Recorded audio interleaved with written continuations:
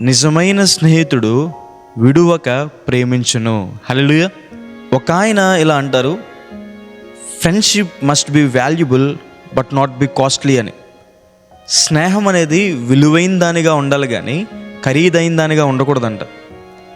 చాలామంది స్నేహం డబ్బు మీదో, ధనం మీదో, అందం మీదో, కులం మీదో ఆధారపడుతుంది. అది నిజమైన స్నేహం కాదు. బైబిల్ సెలవిస్తుంది క్రీస్తు ప్రభువు నిజమైన స్నేహితుడని. ఆయన సర్వశక్తిమంతుడు, పరిశుద్ధుడు, సకల సంపన్నుడు అయినప్పటికీ కూడా దేవుడు మనల్ని ప్రేమించాడని, మనతో స్నేహం చేయాలనుకుంటున్నాడని. మనం ఇంకా పాపులుగా ఉన్నప్పటికీ కూడా, ఇంకా మనం దేవునికి ఇష్టంగా బ్రతకలేనప్పటికీ కూడా దేవుడు మనతో స్నేహం చేయాలనుకుంటున్నాడని. బైబిల్లో కొంతమందిని దేవుడు నా స్నేహితులు అని పిలిచాడు. అబ్రహాముని దేవుడు నా స్నేహితుడా అని పిలిచాడు.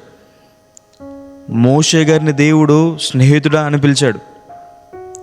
దేవుని శిష్యుల్ని 12 మందిని కూడా క్రీస్తు ప్రభు వారు స్నేహితులు అని పిలిచాడు.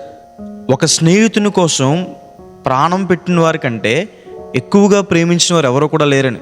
దేవుడు పరలోక రాజ్యాన్ని విడిచిపెట్టి మన కోసం ఈ లోకానికి వచ్చి ప్రాణం పెట్టే అంతలా దేవుడు మనల్ని ప్రేమించాడని. ప్రాణ స్నేహితుడైన